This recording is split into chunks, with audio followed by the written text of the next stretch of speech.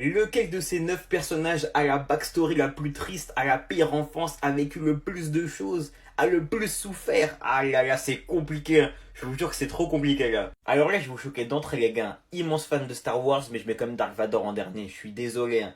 Mais son enfance, sa backstory, ça va en vrai. Alors d'accord, il est entre guillemets pas de daron, vu que son daron c'est la force, d'accord. Il doit abandonner sa mère sur sa planète, d'accord, c'est vrai, c'est une dinguerie.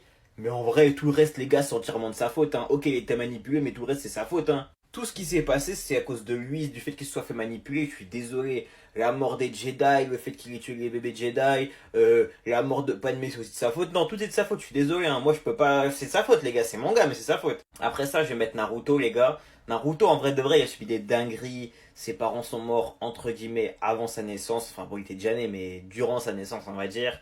Rejeté du village, tout ça.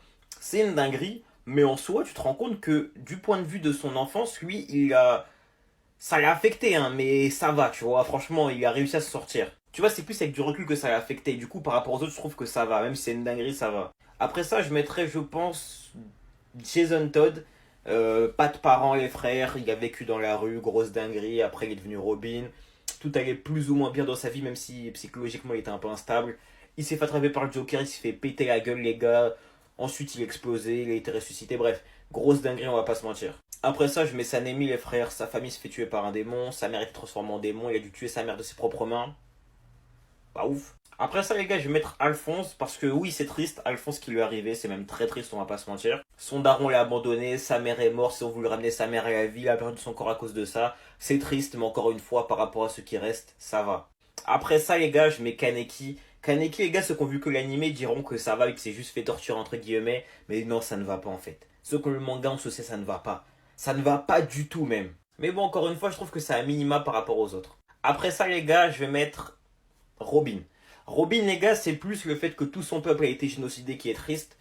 Même si, encore une fois, en soi, par rapport aux autres, ça va. Sa mère est morte, Aguardisauro est soi-disant mort, son île a été détruite, le bateau des réfugiés a été coulé, grosse dinguerie, elle a dû vivre caché toute sa vie, c'est fou. Après ça, les gars, je vais mettre. Il reste qui? Il reste que Magneto et Guts. Bah, je mets Magneto, les gars. Magneto, c'est une dinguerie. Ses parents ont été tués. Il est attrapé par les N-word, les gars. Pas N-word les noirs, mais N-word par les 39-45, les gars. Où est-ce que je veux dire? Il s'est fait torturer pendant toute son enfance, asservi d'armes. Enfin bref, que des dingueries, vraiment. Il a subi trop de tortures et pas que. Bref, trop de dingueries. Et après ça, les gars, je mets Guts. C'est à peu près la même chose, mais un cran bien au-dessus, les gars. On va pas se mentir que lui aussi, trop de singerie dans sa vie.